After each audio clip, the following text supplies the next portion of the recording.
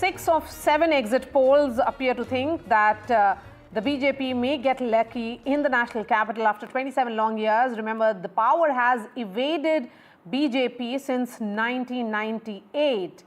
With just one exit poll, in fact, giving the party half a chance. Matriz has predicted an outer margin of 37 seats for Aam Aadmi Party, 2 more than the halfway mark of 35 in the 70-member assembly. The rest are all predicting a change of guard, suggesting that the people of Delhi have shifted their allegiance from Aam Aadmi Party to the BJP, the party which was favourite for them for 10 years. 4 exit polls predict somewhere between 15 to 35 seats for the party and 38 to 40 seats, in fact plus in that range for the BJP. Only one, that is the People's Pulse, has suggested a clean sweep for the BJP with 51 to 60 seats. And aggregate predicts 26 of Delhi's 70 seats for the Aam Aadmi Party and 43 for the BJP. And most pollsters have kept the Congress in the fringes. The maximum seats predicted for the Congress is just 3. The health warning, though, exit polls often get it wrong.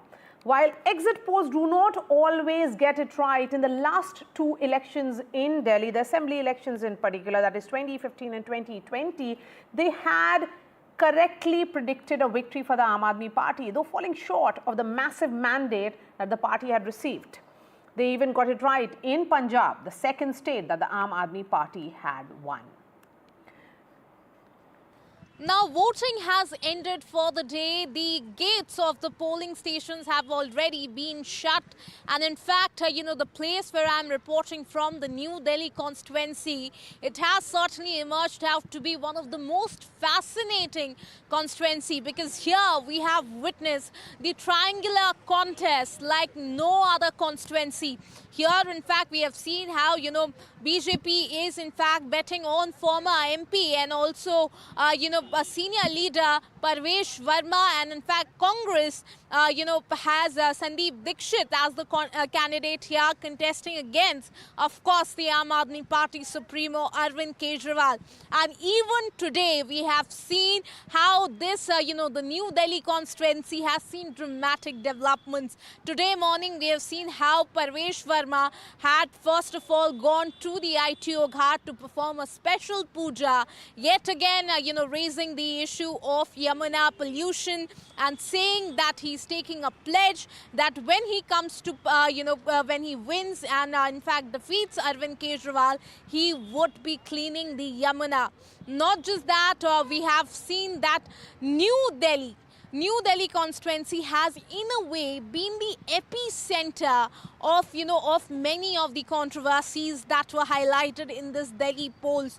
Talk about cash for votes route, talk about the fake voters, talk about various other issues, be it in fact, the violations of moral code of conduct. We have seen many a times these 3 big faces of the 3 parties, in fact, training guns at each other. But when we spoke to the voters today, they certainly, the civic issues, they continue to take the top seat. The people here say that air pollution, the infrastructure, unemployment, education were the issues that were on the top of their mind when they came to cast their votes. So certainly now the ballot boxes, have closed. The fate of Delhi has now been sealed in those ballot boxes. Remains to be seen who emerges out to be victorious for the New Delhi constituency, but certainly it has been a tough fight between the 3 parties and between the 3 big faces. Now with camera person Sushil Rathi, this is Ishka Verma for NDTV.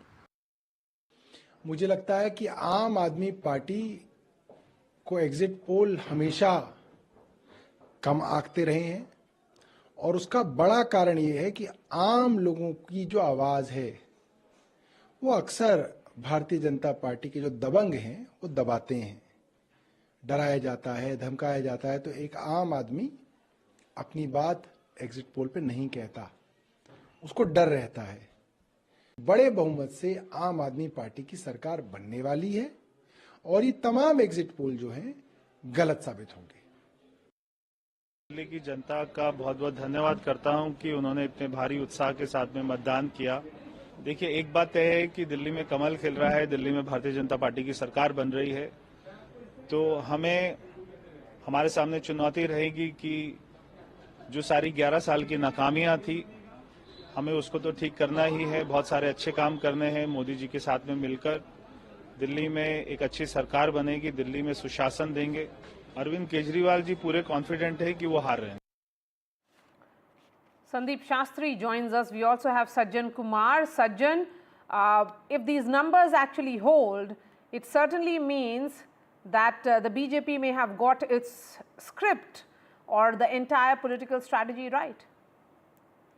Yes, Maria. I mean, we cannot rule out the surprise factor that BJP's organizational and top leadership factor brings to the electoral result, and something that was seen in Haryana as well as Chhattisgarh. Now, assume these numbers turn out to be true. That would mean two things completely. One, since 1998 assembly election, BJP's inability to move across the middle class votes, which kept it out of power 3 terms during Sheila Dikshit and then 2 terms during Kejriwal's tenure, it has broken that sort of terrain and horizon. Two, it also means, like Telangana, wherein the ruling BRS used to have 18% lead, yet Congress won, but therein BJP helped Congress win Telangana by cutting around 14% of the votes,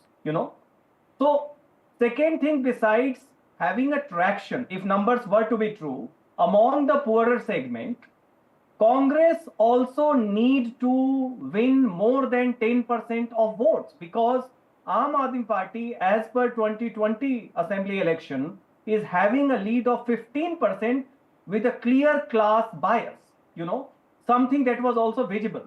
So assuming the numbers are true, it means that BJP resonance was not only among the middle class, it was also among the poorer voters.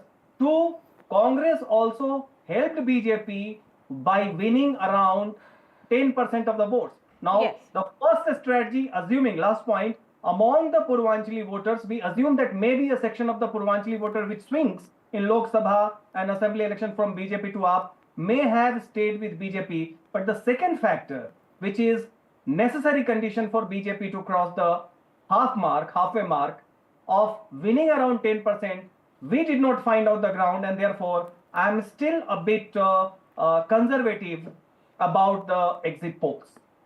Okay, Mr. Shastri, coming to you, what is becoming clear is that the BJP, if these numbers hold, I'm going ahead with a caveat every now and then it would actually have got a formula that Prime Minister leads the campaign, but because of its organizational nuts and bolts, it doesn't really need a face. Election after election it has happened in the state assemblies. The Prime Minister's charisma is so overpowering that voters vote on Modi ki guarantee. Maria, like you and Sajjan, I would like to take a insurance policy with the premium being on words like maybe and could be. I agree with what you just now said. Yes, a crucial factor which the BJP is banking on is the charisma and leadership of the Prime Minister. But I would add a few additional caveats there. I think it's important also to highlight the fact that the BJP made the campaign essentially local, on local issues, and that I think has also possibly worked to its advantage.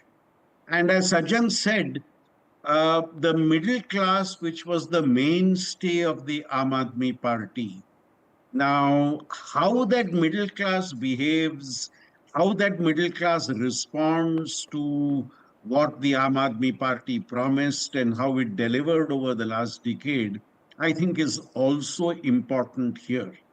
Let's also remember that the Prime Minister's leadership has been a critical factor. Linked to that is also the point of local leadership.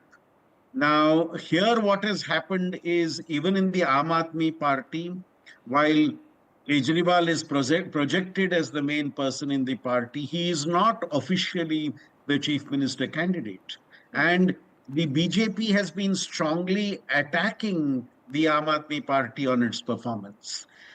And one last factor which we need to also budget into this analysis is the fact that the Congress could be a key factor in propelling a BJP victory, because as Sajjan said, if it goes beyond its 4 to 5% vote it got last time, if that were to touch 8 to 10%, it would largely be at the cost of the Aam Aadmi party and would also be a key factor in propelling the BJP victory if these exit poll numbers were to Yes. be correct. So I if think these, it's in terms of vote percentage a close race, but how that vote percentage translates itself into seats will depend on some of these factors we have just now talked about. yes.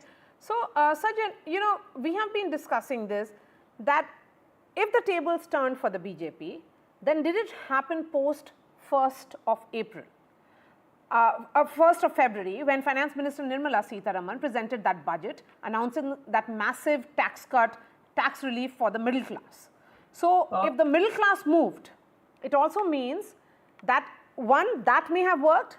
Second, also that outreach to the Jugis which happened, for the dweller, for the lower middle class and the BPL, there was this assurance that along with that promise, there is also a great degree of guarantee which is coming, which is of Prime Minister's own, that, you know, that he will be able to give that extra money that has been promised. That freebies, or should I say direct benefit transfer, because I'm of the opinion that there is a particular class which is a needy class which must benefit from the, from the coffers of the government. Yes, precisely. I mean, the confidence of the BJP top brass and the leadership was more intense in the last 4 or 5 days. Yes. And we also, I mean, in our interaction and exchange of feedback, found that while they agreed that initially Aam Aadmi Party had the edge, you know, they were very confident in the last 4 or 5 days that it has flipped and they are going to form the government. Now, their basis was an intense organizational investment coupled, that was also coupled with the fact that there is a sort of lack of enthusiasm even among the poor base of voters who are not abandoning the party but are not enthused with incumbent, unlike 2015 and 2020. This is one. Two, besides the budget sops, wherein a section of the lower middle class may also have been, you know, attracted to the pool of the middle class in favor of the BJP, the party claimed to have worked intensely upon the two set of voters, the Paharis and the Biharis. You know, that is the Paharis and the constitute the poorer segment, but in temperament are pro-Modi when it comes to Lok Sabha election.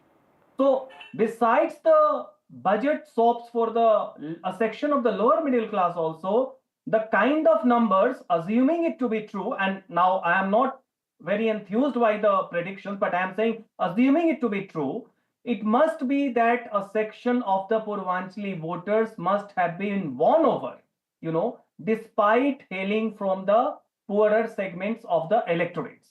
So yes, lower middle class, a base of Purvanchali voters which used to swing from BJP to Aam Aadmi Party in Lok Sabha and Assembly election, this couple of factors, are the necessary condition. But as I am saying, that on it still is not sufficient for BJP to win, because this is not just about defeating Aam Aadmi Party or Kejriwal. This is about breaking the ice which has been keeping BJP out of power for the last 25 years, 27 years in fact, since 1998. And therefore, unless and until Congress doesn't, as Professor Sastry also concurred, win from 8 to 10% and a bit more, it would be still a bit difficult for BJP to have the kind of momentum. Yes, there was an upward momentum for BJP, both in terms of seats and the voting percentage, and a downward slide for the Aam Aadmi Party. But the question is, where would it stop? And therefore, Congress performance is the key clue. And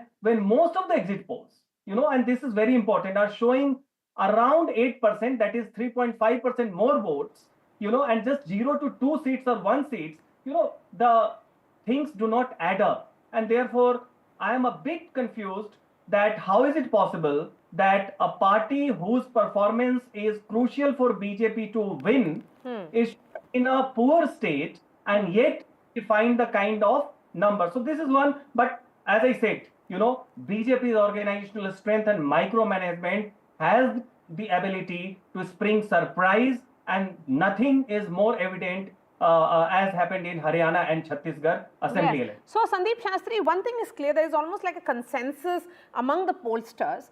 Of course, we do not know the sample size. Let's have all the caveats. We do not know the processes which have been followed in terms of methodology, the questions that were asked and everything. But still, the consensus among the pollsters is that the BJP is forming the government. Then what seems to have worked for the party is that they came across as far more convincing now than they were 10 years ago, or say even 5 years ago. Right. Maria, I would bring in 2 points here for the discussion based on the question you raised. Firstly, the surveys that I have been part of for quite some time have been making one important point. Yes. That increasingly a large number of voters in India are deciding on who to vote for a few days before the actual day of voting. There is a large chunk which decides in advance. There's a large number who comes and decides much in advance, but then there is that critical segment which decides a few days before voting. Now, if that is true in Delhi's case, you are right in saying that the Delhi voter has kept in mind developments happening in the country in the recent past. That's point number one. Point number two, if you look back at last 1 decade, whenever the BJP has been in the opposition in a state assembly election, and when they have been challenging an incumbent who has had a long period of time in office, they have been reasonably aggressive and successful in doing that.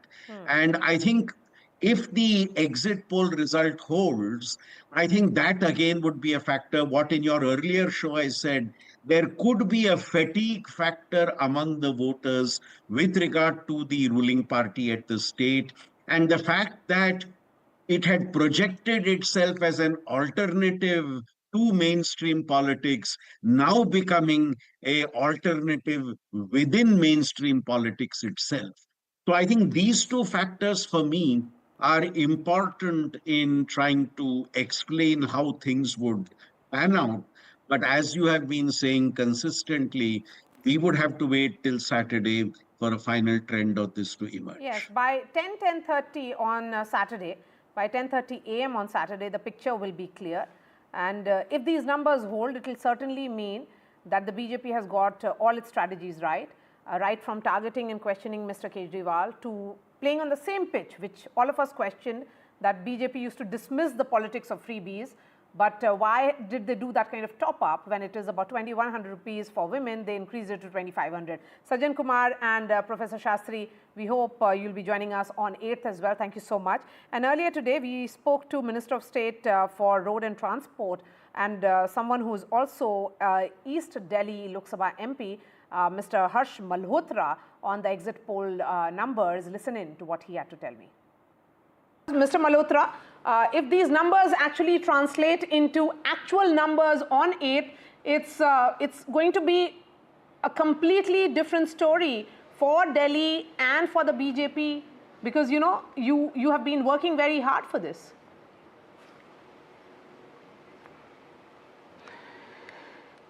पिछले 1-1.5 महीने से हम लगातार चुनाव की campaign में भी ये बात बोल रहे हैं कि भारतीय जनता पार्टी पूर्ण बहुमत से इस बार दिल्ली की सत्ता में आने वाली है। उसका रीज़न बड़ा स्पष्ट है।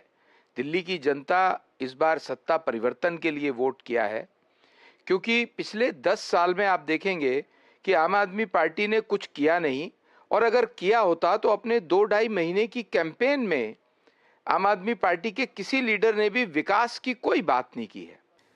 आम आदमी पार्टी ने केवल और केवल भ्रष्टाचार किया, वो दिल्ली की जनता को समझ में आया है।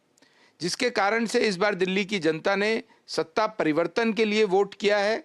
और दूसरी तरफ भारतीय जनता पार्टी की क्रेडिबिलिटी है, जहां भी भारतीय जनता पार्टी की सरकार है वो रिपीट हो रही है। तीसरी बार भी हम हरियाणा में आते हैं, उत्तर प्रदेश में आते हैं, मध्य प्रदेश में आते हैं। इसके पीछे दिल्ली की जनता का, देश की जनता का कॉन्फिडेंस लीडरशिप ऑफ बीजेपी के लिए है, क्योंकि बीजेपी जो कहती है वो करती है। और दिल्ली की जनता त्रस्त थी आम आदमी पार्टी के भ्रष्टाचार से, जिसके कारण से इस बार हमें समझ में आ रहा था कि दिल्ली की जनता सत्ता परिवर्तन के लिए वोट कर रही है। और भारतीय जनता पार्टी क्योंकि क्रेडिबल पार्टी है, जो कहती है वो करती है, हमारे पास प्लान है। हमने ये बात भी दिल्ली की जनता के सामने रखी कि हम दिल्ली का विकास किस तरह कर पाएंगे।